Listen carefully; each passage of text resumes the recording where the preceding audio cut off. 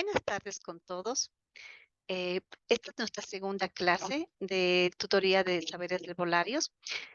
Primero que nada, quiero disculparles que por asuntos de fuerza mayor no voy a poder hacer esta clase interactiva, pero sí he hecho una especie de resumen para que ustedes tengan cosas que son muy importantes y que posiblemente les tomen en el examen. Bueno, de hecho creo que sí, porque son cosas que ustedes deben saber. Y como les decía, haciendo una analogía de lo que ustedes es el conocimiento ancestral más el actual, ¿sí?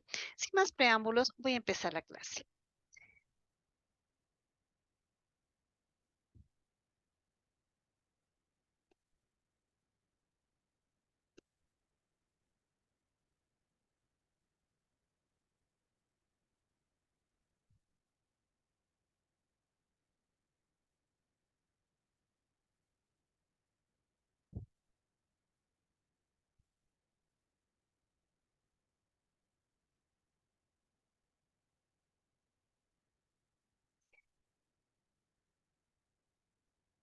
Ya.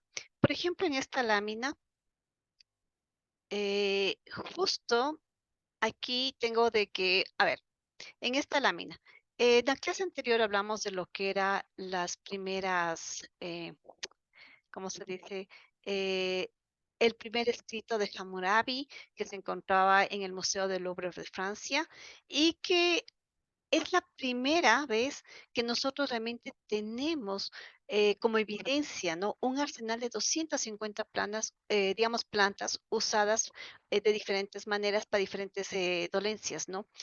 Pero bueno, como les decía, la clase anterior nosotros hicimos un pequeño recorrido desde los primeros, desde los primitivos, cómo comenzaron a utilizar, cómo luego comenzaron con la agricultura y por experimento, ¿no? Poco a poco. Y luego, obviamente, también hicimos esto de la evolución, de cómo realmente se cree, ¿no? Que de los fenicios fueron a Grecia, que de Roma a la India y posiblemente de ahí a América. Ya. Obviamente, en evolución, cómo fue la Edad Media, Renacimiento, y cierta época en la que nos vetaron, ¿no? O sea, que justamente que cualquier persona, sobre todo las mujeres que conocían de plantas, se las vetaba, se las llamaba de brujas y se las quemó incluso en hoguera. Pero como nada es eterno, a partir de los años 70 comienza nuevamente a hablarse de la herbología, del conocimiento herbolario. Y esto es positivo porque, por ejemplo, ya comenzamos a ver de que hablar de lo que es herbología, no puedo seguir citando lo que es en la época, cómo se desarrolló, de qué manera inició, bueno, creencias de cómo se inició, ¿no? Pero en resumen, yo puedo decir que muchos tratados sobre la herbología y en la época en la que se desarrolló, pero de manera ya más práctica, ya como digamos profesional, del empleo de las plantas medicinales con fines curativos, es una práctica que se ha utilizado hoy en día desde los tiempos inmemoriales, ya que los remedios naturales y sobre todo las plantas medicinales fueron el principal uso y el único recurso que disponían los médicos entonces. Lamentablemente, en la edad moderna, la herbología fue perdiendo terreno. Obviamente con todos los avances que había, como que nos fueron dejando de lado, ¿no? Y lamentablemente se fue olvidando hasta que se quedó relegada a prácticas por los curanderos de las zonas rurales, permaneciendo muy poco difundido y practicado por las abuelitas, las cuales tenían un amplio conocimiento sobre las propiedades de las medicinas de las hierbas, ¿sí? Yo les digo las abuelitas, ¿por qué? Porque ¿quién no ha tenido un caso en la casa que el nieto diga, ay, me duele el estómago, y la abuelita ha dicho, mi hijita toma agüita de manzanilla? O, por ejemplo, y yo di este conocimiento, si uno va al mercado, están las hierbateras, ¿no? Que por suerte, este conocimiento fue de generación en generación y no se perdió, ¿sí? Pero bueno, como todo es en la vida, ¿no? Regresamos nuevamente a mirar hacia atrás y pues resulta que en los años ya de 1970 se comienza a hablar nuevamente de lo que es la herbología, ¿no? Claro que con nuevas palabras, fitoterapia, más obviamente, pues en la actualidad tenemos ya lo que es también medicina alternativa, que tenemos justamente los homeopáticos, en fin. Pero ¿de dónde nacen? De las plantas. volvemos a mirar y a entender que no solo los fármacos nos sirven, sino la herbología. Y no voy a hablar en contra de los fármacos porque no quiero problemas, pero realmente yo creo que lo mejor son las plantas en forma integral, porque no solamente ocupamos todo lo que es de la planta, no solo de la parte. Como aquí les decía, por ejemplo, la medicina tradicional en el Ecuador. Aquí, por ejemplo, vemos que ya a partir de en los últimos tiempos ya se habla de medicina alternativa, ¿no? A ver, voy a quitarle este cuadrito aquí que no veo ya. Dice, aquí, por ejemplo, la salud ya se rige por lo que es por la equidad. Pero nosotros, por ejemplo, vemos de que ya nosotros en esto vemos que ya aquí, al menos en el Ecuador, ya tenemos una noticia, ¿no? Que, por ejemplo, en el 2008 ya tenemos el Hospital Andino de Riobamba, ya que nos habla de la práctica de medicina ancestral. Pero para llegar a esto, ¿cuándo se tuvo que volver a caminar, ¿no? Como les decía, en la actualidad nosotros vemos con mucho agrado, sí, es cierto, que incluso la ciencia moderna del siglo XX después de haber despreciado la medicina herbolaria por décadas. Ahora, en cambio, retornando a la naturaleza, se ha dado a la tarea de qué? De estudiar remedios herbarios, y esto lo hacen alrededor del mundo. Además, en Occidente se está viendo el resurgir de la práctica profesional basada en las hierbas medicinales. ¿Pero gracias a qué? Al interés que hay cada vez mayor en los tratamientos naturales complementarios, con pocos efectos secundarios. Y obviamente esto, al ver que hay pocos efectos secundarios, despierta en la sociedad nuevamente esa acogida y por eso empieza el auge nuevamente. La riqueza de la tradición de la fitoterapia se refuerza hoy con qué? Con las investigaciones, lo que contribuye a incrementar su incidencia y su relevancia entre los diferentes tratados terapéuticos. En la actualidad se estima que alrededor del 80% de la población mundial recurre a la medicina tradicional herbolaria para la atención primaria de la salud. Es reconocido que las plantas medicinales y aromáticas constituyen el mercado cada vez más, o sea, son, ¿qué diría yo? O sea, la gente recorre cada vez, se recurre más a estas plantas. ¿Por qué? Porque como les decía, viene nuevamente a ser reconocido la unidad del hombre con la naturaleza, porque el hombre últimamente busca estas fuentes, o sea, busca el acercarse más. ¿Por qué? Porque comprendió que en la naturaleza encontramos realmente la medicina, no solo para el cuerpo, sino también para el alma. Y esta búsqueda, esta fuente terapéutica que está en la medida, diría en una forma eficiente como para recuperar nuestras raíces, nuestra cultura y nuestra identidad, tiene que servirse de ciertas reglas, ¿no? Y para eso, por ejemplo, tenemos lo que son los criterios técnicos, que son las directrices destinadas por la Organización Mundial de la Salud. Como en la clase anterior les comentaba, ¿no? Que, por ejemplo, si alguien, y aquí pasa mucho en el Ecuador, porque en otras clases anteriores me ha pasado de que alguna vez me han preguntado, profe, ¿conoce esta planta? En mi vida la he visto. Pero, por ejemplo, me dice, sirve para tal cosa. Ah, ya, seguramente debe tener tales principios. Y, por ejemplo, ahí que nos toca hacer la investigación de la planta, saber cuál es su uso, cómo son los efectos, ¿no? Pero para esto, para que esta planta pueda ser reconocida, pueda ser patentada, tiene que cumplir con ciertos criterios. Y esto, por ejemplo, dice, eh, los criterios que justamente las manejamos bastante, como les decía, a ver aquí, justamente en las directrices destinadas por la Organización Mundial de la Salud para las plantas medicinales, obviamente nos ha presentado, pero ¿con qué objetivo? Justamente de asegurar que la producción de la medicina herbaria sea de buena calidad y no represente ningún riesgo para la salud ni para el medio ambiente. Esta Organización Mundial de la Salud considera de vital importancia el cultivo, la recogida y la clasificación de las plantas correctamente para asegurarse que la calidad y la seguridad de los productos. Pero, por ejemplo, no solamente habla de esto, sino que también contempla que una nueva planta sea considerada medicinal cuando tenga propiedades curativas y preventivas para algún padecimiento. Sin embargo, por ejemplo, no necesariamente toda la planta tiene que cumplir con esas características. Recuerden que las plantas a veces usamos lo que es la raíz, lo que es el tallo, ¿sí? Más no las hojas y la flor, porque para la flor sí hay que tener otras condiciones más adecuadas. ¿Ya? Actualmente en todo el mundo la importancia de las plantas medicinales no solo radica en su riqueza como parte de la cultura, sino también como el conocimiento científico que se genera a partir de su estudio y del análisis que se realiza de cuestiones ecológicas.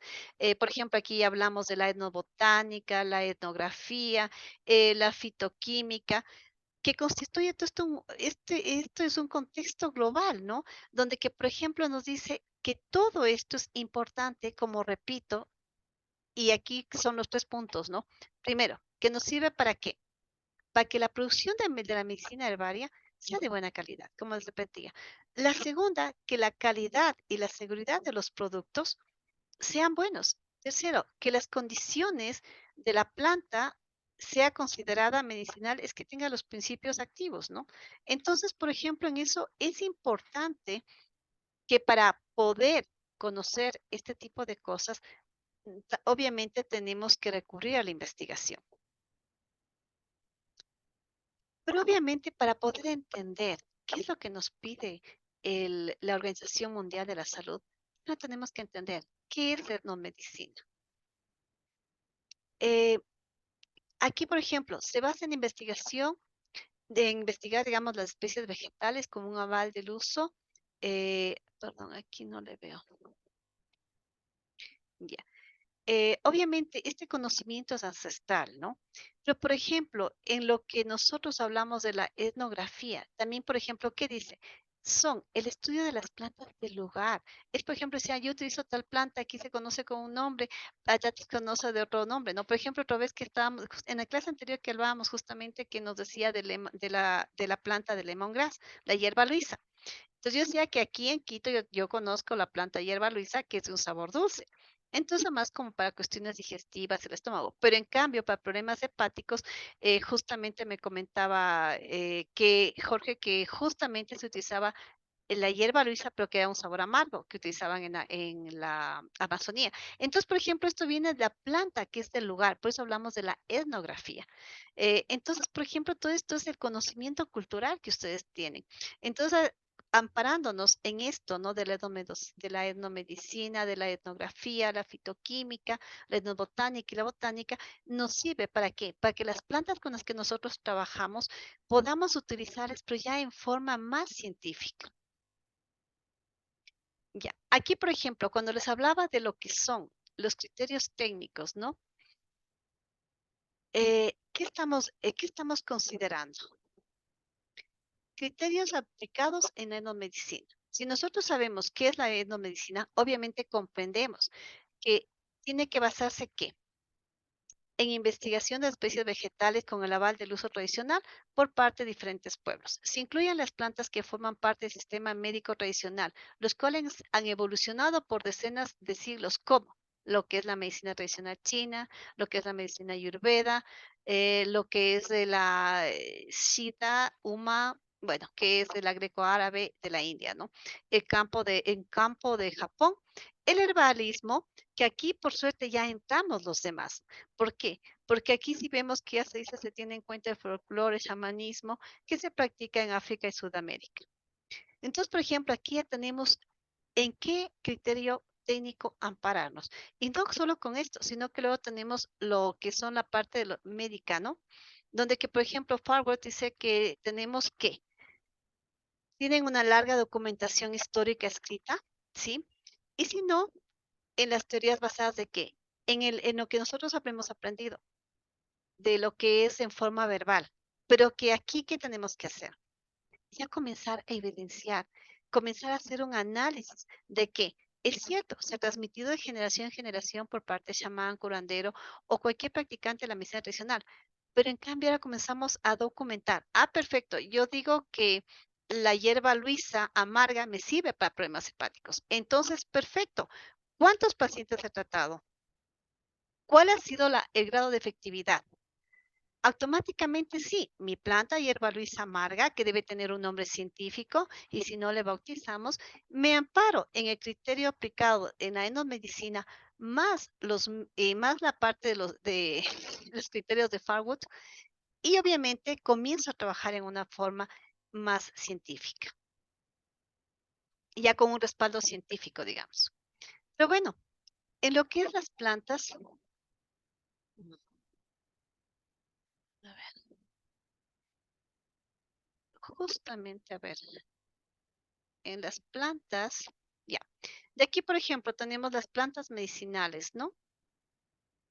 Aquí, por ejemplo, saltándonos de lo que son los criterios, como decía que en la clase anterior lo pudimos ver, ¿sí? Ahora me voy igual. Pese a que ya la tratamos anteriormente, vemos lo que son las plantas medicinales, en qué consisten, cuáles son las plantas medicinales, ¿sí? Por ejemplo, ¿qué son las plantas medicinales? Sabemos que las plantas medicinales, digamos, digamos, en general, las plantas medicinales, ¿qué son? Son seres vivos que producen su propio alimento mediante el proceso de la fotosíntesis. Ellas captan la energía de la luz del sol a través de la clorofila y convierten el dióxido de carbono y el agua en azúcares que utilizan como fuente de energías. Ya. ¿Qué partes utilizamos nosotros dentro de lo que es los saberes herbolares? La raíz, el tallo, hojas, flor. Pero aparte de eso, también nos dice cómo se clasifican, ¿no es cierto? Se clasifican por su tamaño, ¿sí? Arbustos, árboles, herbáceos, la forma de producción, plantas con flor, plantas sin flor, los usos, alimenticias, medicinales, ornamentales e industriales. Pero ¿qué son las plantas medicinales? Es fácil, se consideran a todas aquellas que son capaces de fabricar principios activos que actúan ¿en qué? En beneficio del cuerpo humano, posibilitando la acción terapéutica, ¿sí? De las numerosas enfermedades. Por eso es una planta medicinal, ya. Pero justamente para poder manejar estas plantas medicinales, tenemos la ayuda de ¿qué? Otros criterios, que es los objetivos principales de la ecología. Por ejemplo, aquí, ¿qué tenemos? El punto de vista botánico, el punto de vista químico, el punto de vista terapéutico, que están dentro de conocer la droga a fondo desde los tres diferentes puntos de vista. La segunda, mejorar la calidad de los vegetales. Y el tercer objetivo, que es buscar nuevas drogas, ¿sí? Para poder ayudar a sanar al ser humano. Esto es lo que nosotros perseguimos como objetivos principales de herbología. Pero para hablar de lo que es herbología, nos vamos a centrar en qué? En el punto número uno, que es conocer a fondo justamente las drogas naturales, ¿no? Así que tenemos que ver, ¿para qué nos sirve punto de vista botánico? ¿Para qué nos sirve punto de vista químico y el terapéutico? Ya, en esto, por ejemplo, tenemos aquí, ya, por ejemplo, el punto de vista botánico. Aquí tenemos eh, esto nos sirve básicamente porque yo les digo, si estamos en otro país, ¿no es cierto? Y nosotros le conocemos a la manzanilla como manzanilla, pero resulta que su nombre científico es camomilla. Yo llego a España y me dicen, oye, aquí no tenemos idea qué es la manzanilla. Les digo, pero resulta que es una plantita así, esa. Miren, como aquí en el ejemplo. Miren, estas dos flores se parecen. El nombre es similar, pero en cambio aquí nos dicen, hey, alto. Tiene un nombre común, tiene un nombre científico, tiene un género, tiene una variedad, tiene una especie. Entonces, automáticamente, si yo, por ejemplo, digo, yo quiero la manzanilla, el nombre común es manzanilla, pero resulta que en científico es camomila. Ahora, si por ejemplo, ya sé que el nombre, digamos que el nombre científico está correcto, pero todavía me falta la variedad, lo que pasaba en la clase anterior, la hierba luisa es dulce, no, la hierba luisa es amarga. A ver, ratito, yo he probado hierba luisa y es dulce. A ver, aquí naciera la hierba dulce, la hierba luisa es dulce, pero en el oriente, pero es de sabor amargo. Ah, pero ¿qué significa? Que debe tener un nombre científico común, en común, digamos, un nombre común similar, pero la especie es diferente. Como aquí, por ejemplo, la una es, le voy a agrandar. A ver, ya. Aquí, por ejemplo, tenemos que el nombre es Espuela galán tropelen. Género, tropeleón. Especie, Mejus L. Pero aquí la especie dice que es tricolor L. ¿Qué significa? Que simplemente la especie en la una, por ejemplo, en la que es la espuela de Galán, no tiene propiedades terapéuticas, mientras que la que es tricolor L, no, perdón, en la que es la Mejus L sí tiene propiedades terapéuticas, mientras que en el tricolor no tiene propiedades medicinales. Entonces significa que la una especie no contiene principios activos, mientras que la otra sí. Entonces es importante saber cuál es el principio activo de la planta. Y obviamente ahí nosotros vemos que es importante conocer su nombre científico, nombre común, el nombre, digamos, la especie, género, familia. ¿Sí? Listo. Obviamente aquí, cuando hablamos de principios activos, ¿qué nos dice? Que son las sustancias que nos ayudan, ¿sí? Que son sustancias biológicas que nos ayudan a que tengan la capacidad de interactuar con nuestro organismo y sus distintos sistemas. Estos principales, esto por ejemplo, tenemos aquí, a ver, aquí me falta una, ya, sí, perfecto. Me estaba saltando de ya. Entonces, el punto de vista botánico creo que está claro, ¿no? Necesitamos ¿qué es? Nombre común, nombre científico, género, especie, familia, ¿sí? Y luego vamos a lo que es el punto de vista químico, ¿no?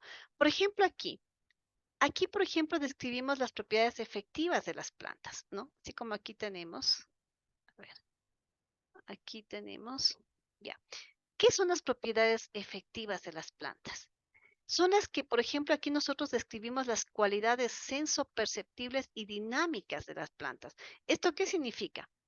Que aquí se valora, aquí se describe, por ejemplo, qué es lo que siente el ser humano al ingerir. Y por eso es que tenemos las propiedades primarias y las secundarias. Dentro de lo que son las propiedades primarias, ¿qué tenemos? Sabor, temperatura y humedad. Pero ¿qué es esto de sabor, temperatura y humedad? ¿Sí?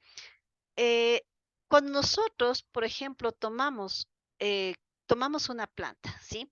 La infusión de una planta en este caso. Justamente volviendo a la planta anterior, el sabor de la hierba Luisa, pero vamos a hablar de aquí bueno, hablemos del ajenjo. De aquí, por ejemplo, del sabor amargo, ¿no? Entonces, por ejemplo, decimos que el ajenjo tiene un sabor ácido, tiene un sabor astringente y amargo. Entonces, ¿qué significa? Que por esas propiedades, al ser ácido, endurece y refresca, al ser astringente, endurece y vigoriza, ¿sí? Pero, por ejemplo, esto del sabor es muy importante, sobre todo en lo que es la medicina tradicional china. ¿Por qué? Porque ellos se rigen por la teoría de los 5 elementos y obviamente estos 5 elementos se van unidos a los 5 sabores. Entonces, por ejemplo, dice, si yo tengo un sabor amargo, significa que el sabor amargo está con la madera y la madera está con el hígado. Entonces, obviamente, yo tengo un problema de hígado. ¿Qué planta voy a tomar para fortalecer mi hígado? Una planta que tenga un sabor ácido, ¿sí? Pero obviamente por eso es importante para dentro de lo que es la medicina tradicional china, lo que son las propiedades primarias de las plantas, ¿sí?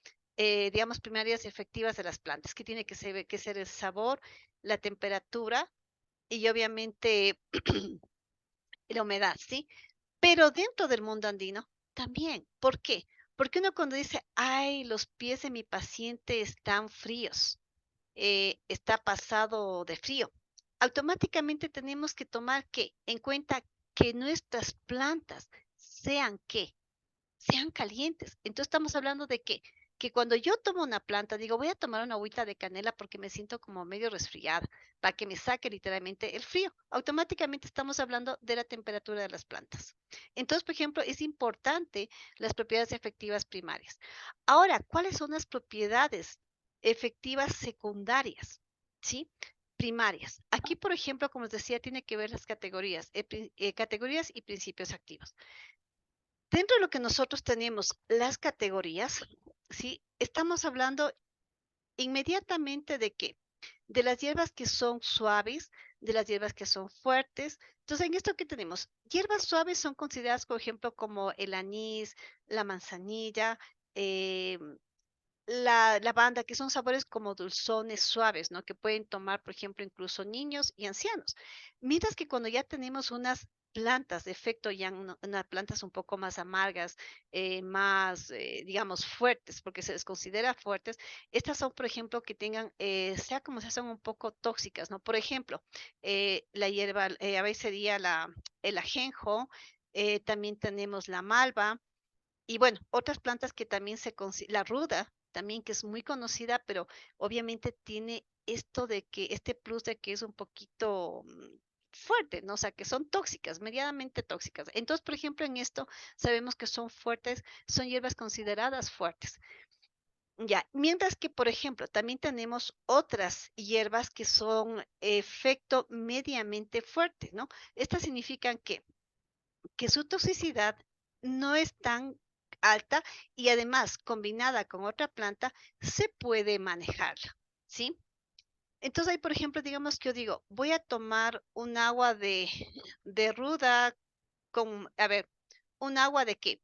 De hierbabuena con guabiduca. ¿Por qué? Porque tengo problemas de acidez y esta planta, la una es como media amargona y la otra es como media dulzona ácida. Entonces, combino las dos y automáticamente puedo tener un mejor resultado. Entonces, por eso es importante saber cuáles son las propiedades efectivas primarias, las propiedades efectivas secundarias, la categoría y los principios activos. Pero, por ejemplo, ¿para qué nos sirven los principios activos? ¿Sí? Esto siempre hemos escuchado, los principios activos de las plantas. Como hace un rato dije, ya, ¿para qué nos sirven? Pero ¿cuáles son? Tenemos los alcaloides, los glúcidos, que son los heterócidos, que están los flavonoides. Sí, por ejemplo, los alcaloides. Dentro del mundo andino se le utiliza a la hierba mora, al San Pedro, la ayahuasca, y dentro de lo que son flavonoides tenemos un montón de aceites esenciales o plantas que tienen, que son sedativas, ¿no?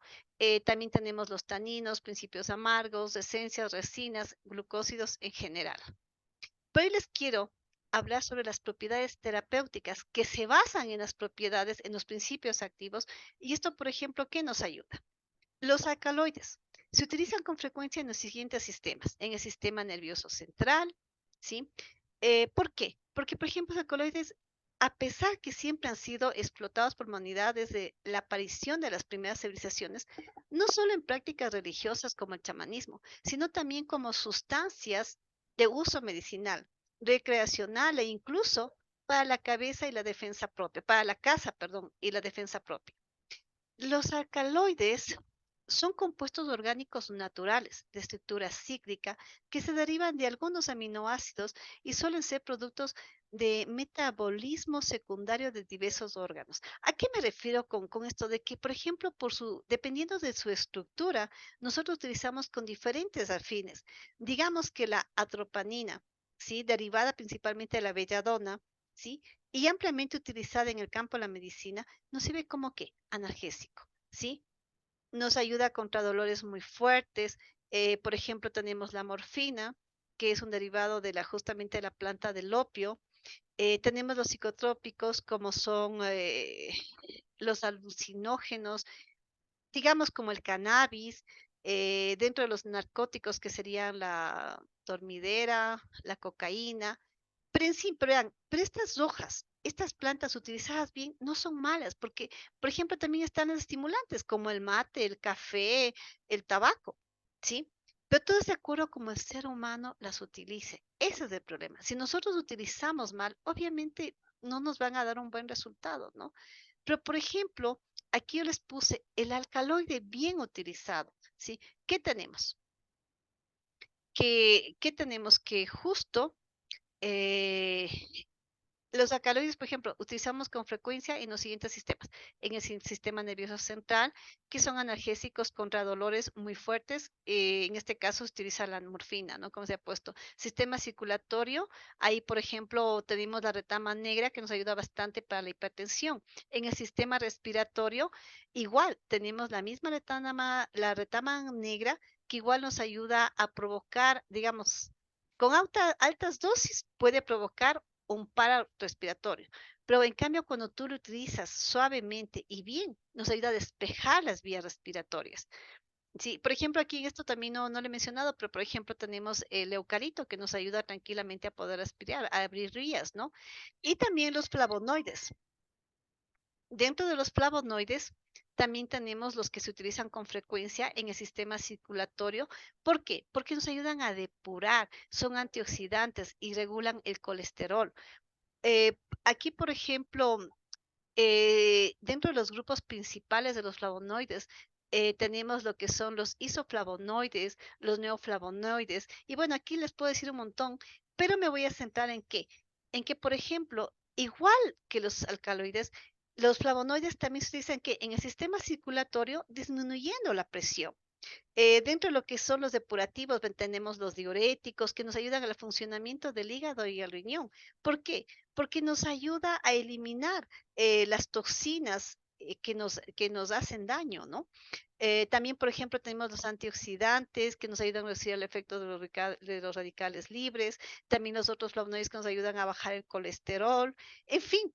Como les digo, los flavonoides tienen propiedades antiinflamatorias y analgésicas como antimicrobianas. Y aquí me puedo quedar citándoles y hablándoles de todas las propiedades y todos los principios que tenemos dentro de lo que son los principios activos. Pero por honor al tiempo, voy mejor a hacerles un ejemplo práctico de para qué nos sirven estos principios. ¿Por qué estoy haciéndoles hincapié? Digamos, tenemos aquí el ejercicio de la aplicación de los objetos principales de la herbología. Digamos, objetivos principales de la herbología, ¿no? Por ejemplo, ¿a qué me refería? Una planta que la otra clase mencionaban que utilizaban en rituales. Pero miren la maravillosa planta que es el ajenjo, que le conocen como ajenjo mayor. Su nombre científico, Artemisa como es Absinthium, de la familia Asteraceae, género Artemisa, especie Astimiutum L, sinónimo vulgare. ¿Qué tiene? Principios activos. Aceite esencial, que es la tujona, terpanoides, que es el azuleno, tanacetona, sesquiterpinas y lactosa. Otros principios activos tenemos los triterpenoides, glicósidos, flavonoides, amargos, poliacetalinos y así seguimos enumerando. ¿Pero para qué nos sirve? Porque con todos estos principios activos, ustedes ven en la siguiente palabra, en la siguiente parte que dice propiedades terapéuticas. Ah, ya. Obviamente, como tiene amargos, tiene una acción colérica. Es perdón, me trabé, antibacteriana, además de magoga, fi- fermi, fermífuga y favorece a las funciones digestivas. ¿Sí? Pero me estaba con estos nombres, sí, por eso no seguí medicina. Me sé trabajar con los nombres técnicos, ¿ya? Y aparte de eso, también tenemos que siempre en una ficha técnica que sea de saberes de herbolarios, de herbología como tal, siempre tiene que estar las contraindicaciones. Por ejemplo, aquí, usar con precaución porque mal usada puede ser tóxica. En el caso de la ruda, si una mujer está embarazada y nosotros no ponemos que contraindicaciones, no usar en caso de embarazo porque puede perder a su bebé, porque una de sus propiedades es abortiva, ¿sí? Entonces, esto es importante. Es importante eh, entender y manejarle. Un descanso de 5 minutos, por favor.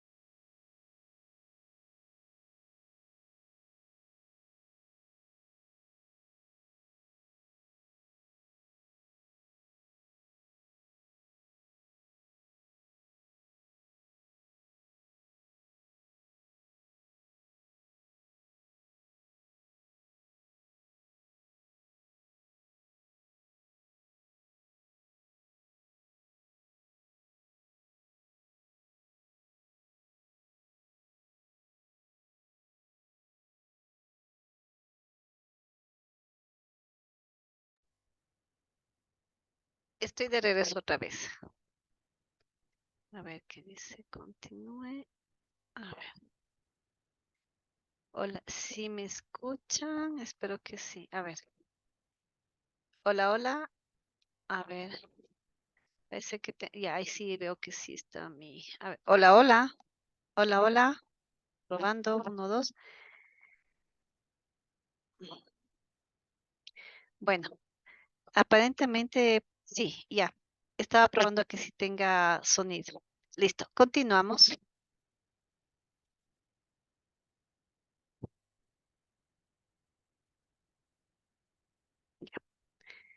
Como decía, justamente tenemos, bueno, con eso terminamos justamente con son los objetivos y el por qué es importante los principios activos. Creo que, a ver, vamos a ver que me dé un poquito de sol. Ya, ahí puede. No, otra vez. Bueno, se me ve un poquito oscura, pero bueno, ya. Seguimos. Otra cosa que hablábamos para estar seguros de que la planta medicinal sea de buena calidad es de tener en cuenta su producción como tal, el cuidado de las plantas. Y esto, por ejemplo, tiene que ver mucho con la siembra y el cuidado de las plantas. Sí, no solamente durante la siembra, sino también la post, no solamente la siembra, sino también la post cosecha. Así que tenemos los pasos para sembrar. Aquí, por ejemplo, está un breve resumen para que ustedes sepan de qué. ¿Cuáles son los procedimientos para sembrar? ¿Por qué es importante un correcto secado? Y obviamente un buen almacenamiento, o sea, el manejo de una post cosecha. Esto, por ejemplo, tenemos que eh, para cultivar las plantas medicinales tenemos que ser muy estrictos en estos procesos, porque si no, nuestra planta medicinal no cumple. Por eso decimos, el primer paso, la siembra, ¿sí? Tenemos que tener la preparación del suelo, que no sea en cualquier lugar, que por ejemplo, que sea un lugar que esté adecuado, que sea factible para el desarrollo de la planta. Entonces tenemos la preparación del suelo, la siembra, cuidar la misma, la cosecha de las plantas medicinales tiene que ser, como nos dice la madre naturaleza, ¿no? Que la luna tiene que ver mucho las fases lunares. Si nosotros queremos realmente cuidarle a nuestra plantita, como es estar paso a paso, no usar pesticidas fuertes, en fin. Y luego la importancia de un correcto secado. ¿Por qué? Si nosotros, por ejemplo, aquí pueden ver aquí en las láminas, ¿no? Miren cómo se les pone, boca abajo. Yo usualmente les pongo boca abajo y les cubro para que el sol no las queme, no les, por efecto del sol, no se oxiden y pierdan sus principios activos. Más adelante voy a hablar sobre también cómo conservar los principios activos de las plantas, ¿no? Pero lo básico es de que si nosotros tenemos que proteger nuestras plantas del sol, ¿por qué? Para que de esta manera, como aquí le tenemos, ¿no? Les tenemos bajo sombra en un cuarto cerrado, en un cuarto donde que no les dé directamente el sol, a una temperatura adecuada donde que la planta vaya perdiendo, como se dice, el agua, ¿sí? Pues es secado. Y automáticamente nosotros podamos, o sea, podemos trabajar de una forma adecuada para hacer las diferentes cosas que queramos. La post cosecha, el acondicionamiento perdón, acondicionamiento del material recolectado es muy importante. El proceso de secado, como decía, es vital para poder trabajar a nivel herbolario de nuestras plantas, ¿sí? De eso depende, si realmente está trabajado, está bien tratado en la parte que es secar la planta, obviamente el triturar va a ser fácil, porque la planta va a estar quebradiza y se puede triturar con facilidad. El moler igual. Entonces, por ejemplo, les repito, es importante estos pasos de lo que les digo, la siembra, el correcto secado y el manejo adecuado de una post cosecha. Teniendo un tratamiento adecuado de nuestras plantas medicinales y sobre todo si es que tenemos nuestras propias huertas y cumpliendo con estos pasos de cómo tratarles bien a nuestros huertos, una vez que ya tenemos, cortamos nuestra plantita, le hacemos un secado correcto, adecuado, obviamente tenemos nuestro material, ¿para qué? Para trabajar en las preparaciones terapéuticas de las que nosotros queramos, ¿no? Entonces aquí, por ejemplo, ¿qué tenemos? eh, la forma de administrar a las plantas, ¿no? O sea, primero que nada, aquí vemos que ya tenemos nuestro material, nuestras plantas secas, ¿sí? O también naturales. ¿Y qué tenemos con esto? Que con estas plantas nosotros vamos a trabajar ya sea en forma interna, en forma externa, pero ¿cómo vamos a hacer esto? Si van a ser internas, ¿cómo? Como su nombre lo dice, vía interna es que vamos a ingerir. Vía externa que nos vamos a poner, ¿sí? Y obviamente las que son mixtas, ¿no?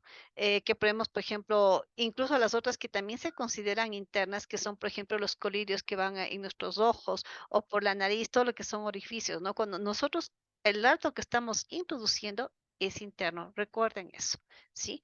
Entonces, por ejemplo, eh, estas formas de administrar tenemos de varias, como es a través, como aquí les pongo, o sea, vía interna al momento que tomamos, ya sea infusión, las cápsulas, externo, los cataplasmas, justamente también las mascarillas, y lo que es introducido por orificios, como es la nariz, tenemos las inhalaciones, los gargarismos, los oídos, en fin, listo.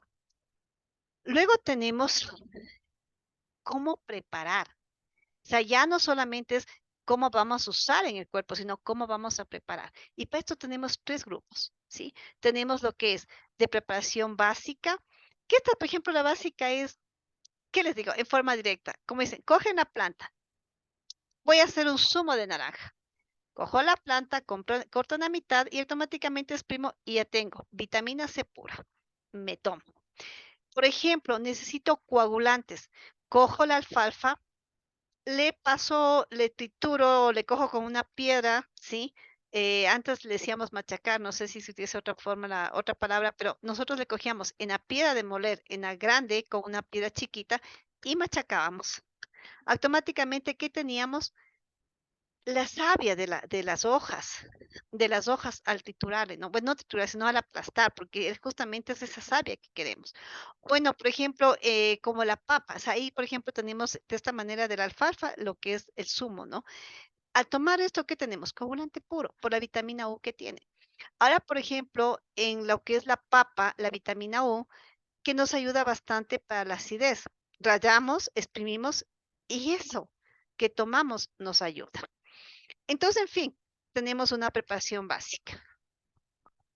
Previamente, aparte de eso, también tenemos las preparaciones que son un poquito más completas. Ya, o sea, más complejas no son básicas, sino tenemos las que ya podemos utilizar, que mi planta seca, y automáticamente le hacemos ¿qué? Le podemos hacer maceraciones. Por ejemplo, ahí ya no es lo que hacemos un zumo, ¿no? Sino que ya hablamos ya de una aplicación un poquito más avanzada. Ya hacemos un extracto de esencias o un aceite de esenciales, un vino medicinal, el aceite herbal. Y bueno, obviamente también tenemos las tinturas. ¿Pero qué son las tinturas? Es una forma de qué? Es un método que tenemos para extracción de justamente, voy a ponerles una laminita aquí. Y aquí, por ejemplo. Detenemos aquí lo que es la tintura, ¿no? Tenemos una extracción de los principios activos de qué? De una planta que se realiza dejando la planta en en el alcohol etílico o etanol, que es el alcohol medicinal. Ya, un momentito, por favor.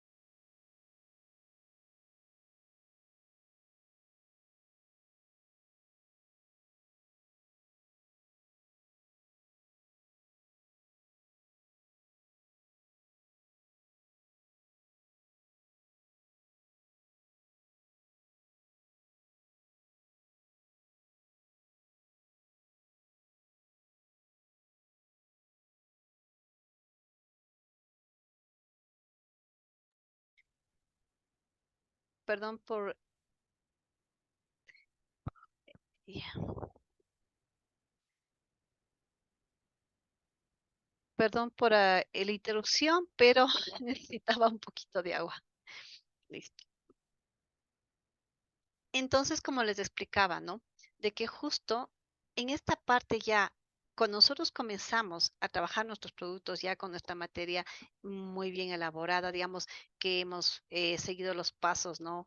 De una correcta siembra, cosecha, post cosecha, obviamente podemos hacer nuestras tinturas madres, que solamente consiste en lo que es manejar la materia prima y obviamente dejándole en alcohol para extraer los principios activos de la planta. También tenemos los aceites herbales, como les decía, que es igual en base de aceite, obviamente ya no es en alcohol, ¿sí? Pero también tenemos las otras formas de extraer que ya utilizamos lo que es la tecnología, como aquí vemos el alambique y sí tenemos aceites esenciales, o la expresión que tenemos aquí, por ejemplo, ya otro tipo de mantener las plantas, digamos, los frutos sin que se pierdan los principios activos. Como aquí esta parte también que tenemos lo que es ya, como diríamos, el pulverizado, ¿no? Que nos ayuda en justamente acá en las pastillas, ¿sí?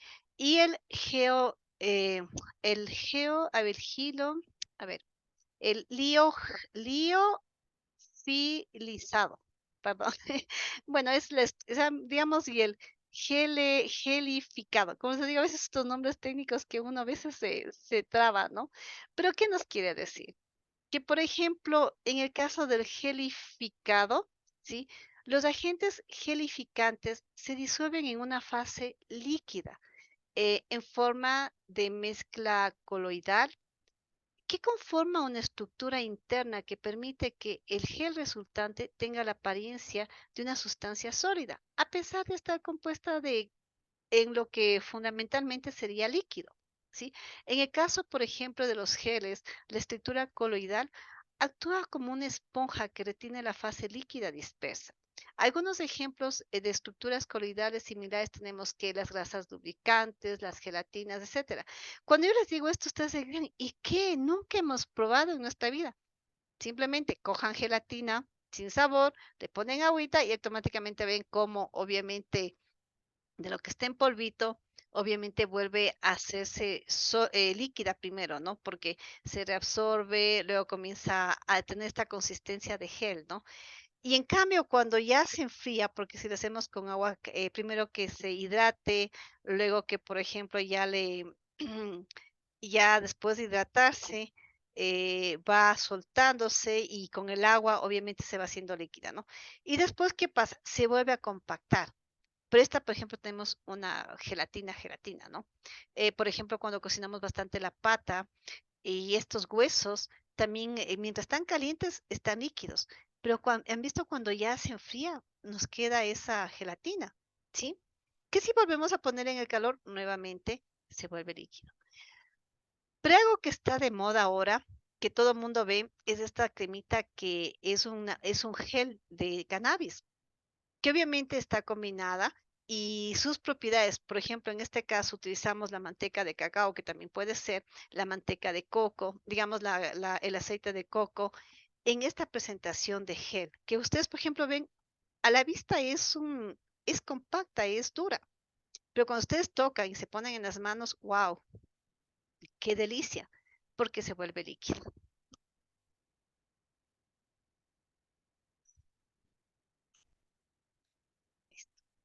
Ya. Entonces, esto es lo que, por ejemplo, tenemos todas las preparaciones de las diversas plantas, ¿no? Entonces, como les decía, ¿qué sería? Más elaborados, el pulverizado, bueno, esta de la expresión, justamente esta geolificación, ¿ya? Y con eso tendríamos por terminado la parte que son plantas, lo que es componente químico, punto de vista fitoquímico, lo que es botánico y lo que es terapéutico. Ahora entramos en el poder de las plantas. Esta parte es lindísima. Ahí si ustedes son los protagonistas, diría yo, me hubiera encantado que esto sea en vivo porque hubiéramos podido intercambiar conocimientos. Pero bueno, dentro de lo poco que sé de la parte vibracional de las plantas, es un mundo hermoso. ¿Por qué? Porque aquí, por ejemplo, ya hablamos de que, como les decía, en la medicina tradicional china, vamos por la teoría de yin yang, ¿no? Pero dentro de lo que es el mundo andino, hablamos de las plantas frío, calor, macho, hembra y lo que es las plantas de poder, las que nos ayudan a limpiar las malas energías, en fin. Pero ¿de dónde viene todo este conocimiento? Como siempre les digo, hay que también mirar, ¿no? Y ver exactamente que nosotros también tenemos nuestro conocimiento y nuestra forma de ver. A ver, aquí está un poquito más grande. Aquí está si quiero leerle textualmente. Ya.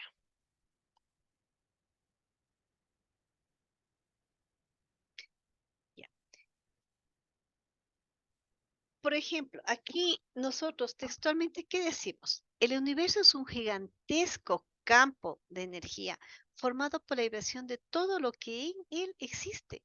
Porque todo es uno y uno somos todos. Tiene que ver con las leyes universales. Bueno, en este momento, por cuestiones de tiempo, no voy a meterme tan profundamente, pero sí, hay que estar conscientes que todo tiene conexión. Todos estamos, es una red como una red de, como vemos de cerebro, como vemos cómo está en el espacio, todos son redes conectadas unas con otras. Por eso es que todos somos uno y uno somos todos, ¿sí?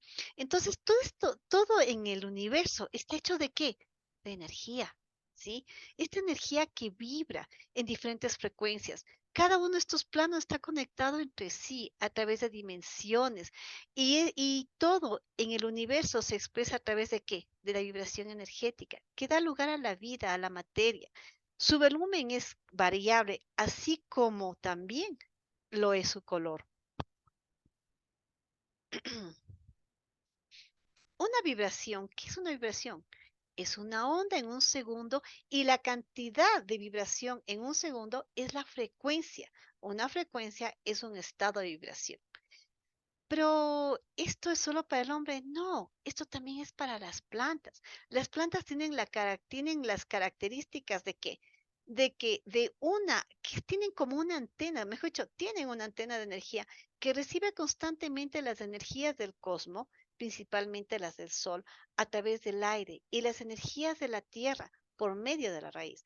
Entonces, las plantas reciben constantemente estos dos tipos de energía, la positiva y la negativa aire, digamos, aire, tierra, digamos, aire y la tierra, ¿no? Entonces estamos siempre en este movimiento, ¿sí? Produciendo energía. El yin yang, los opuestos, aire, tierra. Pero esto, podemos qué decir, que esta energía posee unas cualidades que pueden equilibrar, transmutar, purificar, eliminar y ampliar los estados de conciencia del ser humano. Cuando nosotros hablamos de estados de conciencia, ustedes que son más expertos que yo, estamos hablando de la ayahuasca, que cuando nosotros hacemos ceremonias, ¿qué estamos trabajando? En la ampliación de nuestra mente, ¿sí? De nuestro estado de conciencia.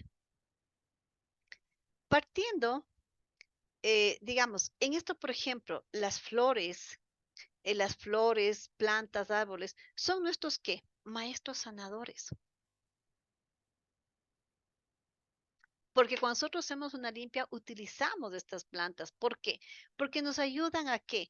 A estabilizar nuestra aura. Cuando nuestra energía corporal se conecta con energías vibratorias de las plantas, existen altas posibilidades de curación y restablecimiento de las bajas energías, usando las diferentes maneras de las plantas, de diferentes maneras, ¿no? Por ejemplo, las plantas adecuadas que nos ayudan a controlar y curar enfermedades así como eliminar toxinas del cuerpo y equilibrar nuestra energía. Por ejemplo, cuando nosotros estamos mal con la circulación, ¿qué hacemos?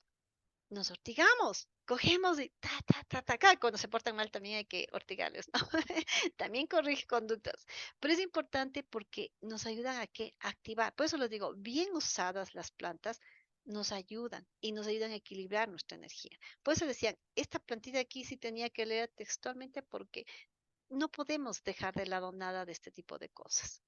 Pero bueno, luego tenemos que hablar qué son las plantas de poder, qué son las plantas sagradas, cuál es su diferencia, por qué es importante. Así que partiendo de lo anterior y tomando en cuenta el conocimiento ancestral, sabemos que en el continente americano las diversas culturas del norte, centro y sur han utilizado la medicina sagrada desde la antigüedad y han dejado justo, perdón,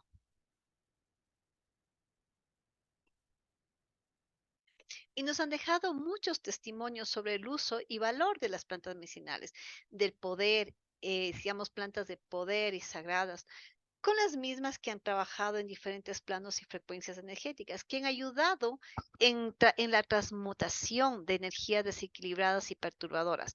Los curanderos, por ejemplo, nos aseguran que cada planta tiene su espíritu, es decir, la madre de la planta, a la que se la debe respetar. En este caso, por ejemplo, ellos trabajan digamos, simultáneamente a través de la intuición, visión y los sueños, desempolvando recuerdos, activando emociones, enfrentándonos con nuestros miedos y limitaciones, intensificando dolores físicos para luego curarlos definitivamente. Por eso, las curaciones están basadas en gran parte del uso de la energía y el poder curativo de la madre naturaleza y el universo. Por ejemplo, en esto es similar a lo que se hace en la bioenergética. Lo que se hace cuando nosotros hacemos sanación a través de digamos, cuando hacemos, justamente uno de ustedes me decía del Reiki, ¿sí? Imposición de manos. Por ejemplo, a mí me encanta lo que es la parte de la energética. Sí, bioenergética me fascina. ¿Por qué? Porque es trabajar con energía del ser. Yo no trabajo con las plantas directamente, pero sí, por ejemplo, ahí también la combino en la parte que es fitoterapia, porque ahí es como ya, o sea, ahí trabajo con las tinturas, ¿no? Pero, por ejemplo, con las manos, y obviamente nosotros también hablamos con las personas, vamos combinando, como dice, que justamente como decíamos que con las plantas, ¿no es cierto? Con las plantas maestras, con estas energías que nosotros hacemos, ¿qué? Podemos ahuyentar las malas energías en los lugares de, por ejemplo, cuando está la energía muy densa, lo que hablábamos el otro día, el caso de la energía, esto de que la manteca de culebra, la manteca de tigre, tiene energía fuerte y que puede provocar peleas. ¿Por qué? Porque hay una energía de por medio. Entonces, a ti tipo de cosas nosotros podemos aprender. Entonces, hay que respetar el poder que tienen las plantas. Por ejemplo, aquí dice, la naturaleza que es sabia y abundante nos proporciona todo lo que necesitamos para poder protegernos en los tres planos. Razón por la cual existe estas plantas a las que se les conoce como maestras o de poder, porque tienen la facultad de trabajar en los tres planos, ayudándonos a neutralizar las energías densas, así como para ahuyentar a los seres astrales. Lo especial de estas plantas es que funcionan en los tres niveles, físico, mental y espiritual. Las plantas sagradas, además de ser medicinales, se distinguen por tener un plus de ser psicoactivas, es decir, que posibilitan el estado ampliado de conciencia, que permiten a los pacientes y a los chamanes acceder a otros planos de la realidad en los cuales y desde los cuales se realizan curación. Sí, por ejemplo, aquí es lo que les decía, les mencionaba la ayahuasca, el San Pedro, ¿no? Donde que nosotros hacemos un trabajo de interiorización a nivel profundo, ampliando nuestro estado de conciencia, que vendría a ser una meditación a base de hierbas, a base de plantas, ¿no? Entonces, fíjese en lo importante que son las plantas maestras o plantas de poder.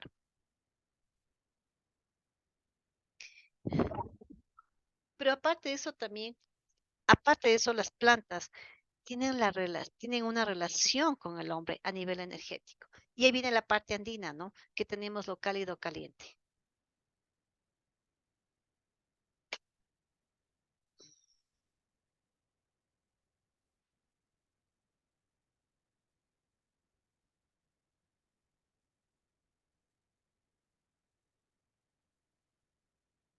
Por ejemplo, en esto, como les decía, es importante, bueno, aquí es como para que ustedes hayan podido leer detenidamente. Entonces ahí, por ejemplo, ¿qué les digo? Las plantas y sus interacciones energéticas. Lo caliente, lo cálido y caliente está relacionado con qué? Con lo masculino, cuya acción al ser utilizada en una persona causa sensación de calor, es decir, una medicación caliente que tiende a penetrar en el organismo y sacar el frío. También se utiliza para qué? para protección, para purificar, para sacar males, para potenciar la salud, dar fuerza, valor, dar dirección. Lo fresco está relacionado con lo femenino. Son aquellas plantas que al ser usadas por una persona producen una sensación de frescura y sacan el calor concentrada en el cuerpo. Sus acciones se relacionan con chupar, sacar, limpiar, lavar. También se emplean para el amor, la belleza, la sanación, poderes psíquicos, fertilidad, abundancia, bienestar, sueños espirituales, sueños, espiritualidad, percepción más allá. Fíjense en que aquí se les leo palabra por palabra porque es importante saber entender cómo se relaciona las plantas que son caliente, cálido, caliente con lo masculino y lo que es fresco con lo femenino. Que más adelante vemos que también está relacionado con el yin yang, ¿no? El complemento, la polaridad, ¿sí? Y las entidades naturales, sociales y redes naturales actúan sobre otras y generan reacciones positivas, alegrías, amor, paz, negatividad, la ira, el enojo, que influyen a nivel individual y a nivel comunitario. Por ejemplo, si una persona pasa por un lugar que tiene energía negativa, una quebrada o un entierro, se produce una afectación a su equilibrio espiritual. Al estar en este estado negativo, la persona genera una influencia negativa sobre su entorno familiar y comunitario. Por eso es importante que, bueno, yo de una de las cosas que sé es el tabaco. Por ejemplo, dice cuando estás con vómito, dolor de cabeza y fúmale. O sea, coge y bótale humo, ¿no? Todo tiene una ciencia, pero a veces, por ejemplo, es como dicen, primeros auxilios, ¿no? O hay también la limpia del huevo y todo, ¿no? Entonces, fíjense en que teniendo el conocimiento, como les digo, la base, el por qué se hace, no es de gana, no es que, pero este chamán se alocó, porque sí, viene y te hace con las plantas, no. Las escobas, acuérdense que tenemos las escobas amargas, las escobas dulces. Entonces, por ejemplo, si alguien está como al aire, obviamente con escoba, ¿no? La escoba de plantas amargas nos ayuda a equilibrar nuevamente este tipo de energía. Entonces, se dan cuenta que también es importante saber cómo se relacionan las plantas a nivel energético con el ser humano. ¿Ya? Entonces, esto es lo que hablamos sobre el poder de las plantas como tal. La medicina ancestral, como aquí, por ejemplo, igual, vemos en la ficha como nos dice que no es de ahora, o sea, ahora es que se está retomando, pero esto ya tiene miles de años, ¿no? Tenemos, pues, eso es un conocimiento ancestral, pero eh, es tan antigua como el hombre, ¿sí? Pero a través de los años hemos aprendido a respetar, diría yo, a respetar y tratar de entender, porque todavía no comprendemos todo, como quisiéramos. Cada día se aprende más, ¿sí?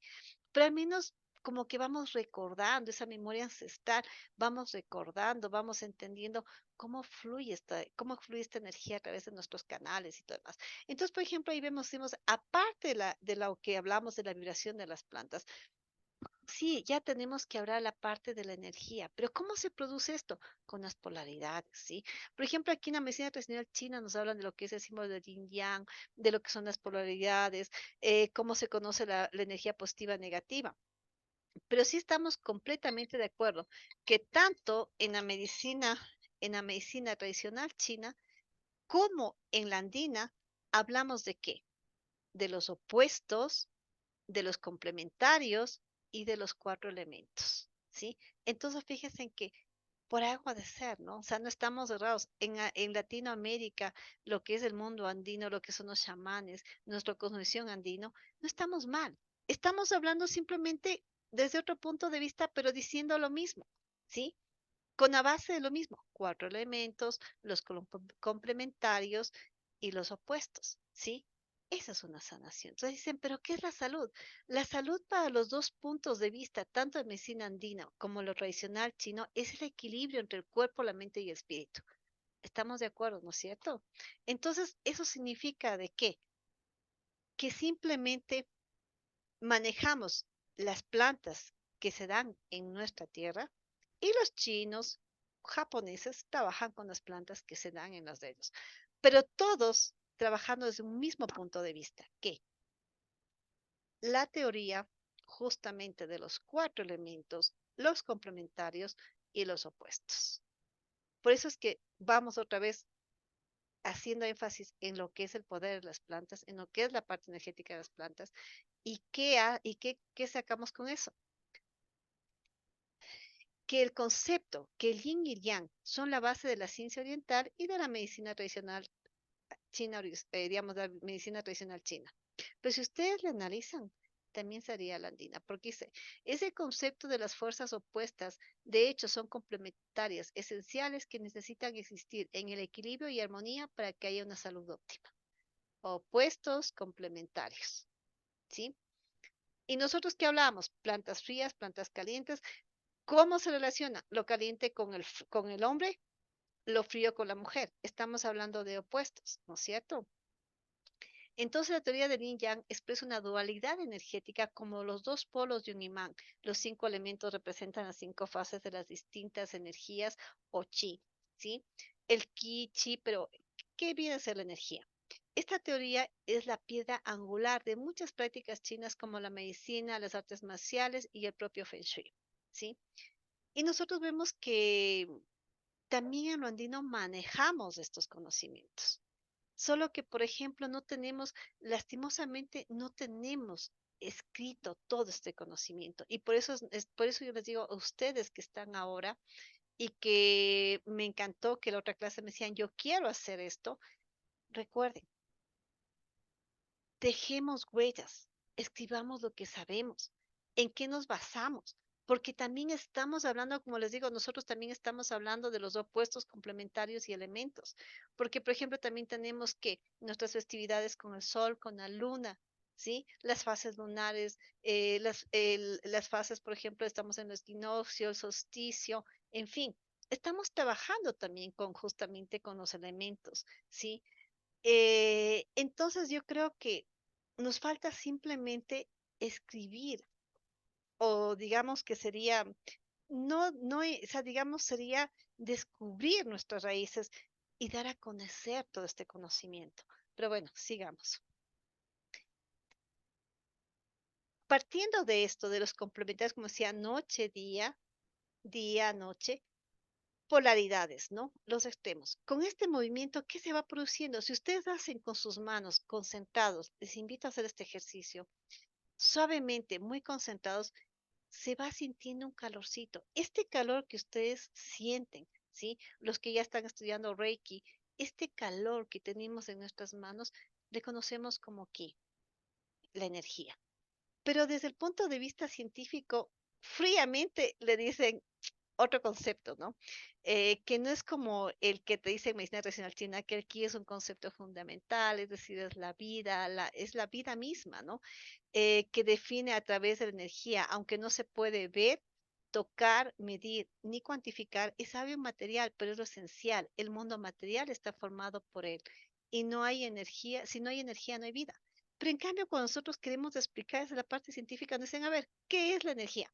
Entonces te dicen, la energía o bioenergía de una biomasa es un tipo de energía renovable procedente de un aprovechamiento de la materia orgánica o industrial formando algún proceso biológico o mecánico. Para de contar. Entonces ahí es cuando ustedes dicen, bueno, entonces está bien, visto así, tengo que tener un aprovechamiento de materia orgánica e industrial y que bueno, algún proceso biológico y mecánico, ¿no? Bueno, en el hombre no te puedo explicar, pero voy a regresar a una ficha que a mí me encanta y que por eso las leí, ¿sí? Donde que, mire, algo tan simple como la fotosíntesis, ¿sí? Es un proceso y es un cambio. Coge anhídrido carbónico y le entrega, después de un proceso, oxígeno. Pero la planta, como decíamos, siempre está en este continuo movimiento, ¿no? Recibe energía del sol, recibe energía de la tierra, intercambia, ¿verdad? Recibe un alimento para el que es dióxido de carbono y exhala, inhala dióxido de carbono y exhala oxígeno. ¿Está o no está produciendo? Entonces ahí tenemos la parte que nos decía, sí, tiene razón, es un proceso biológico o mecánico. Entonces, para mí les digo, esto de explicar energía, me encanta hacerlo a través de qué? De la fotosíntesis de la planta. Entonces, de ley somos seres energéticos. Chicos, me hubiera encantado, como les digo, verles, poder intercambiar opiniones, pero mil disculpas nuevamente. Algún rato espero poderles ver. Espero que esta clase les sirva.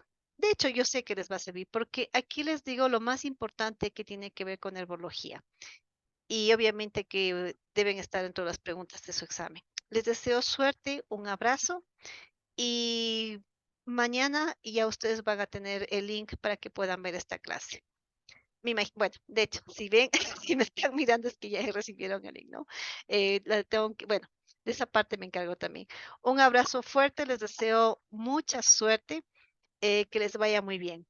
Un gusto haberles conocido, gracias por todo y por hoy terminamos aquí.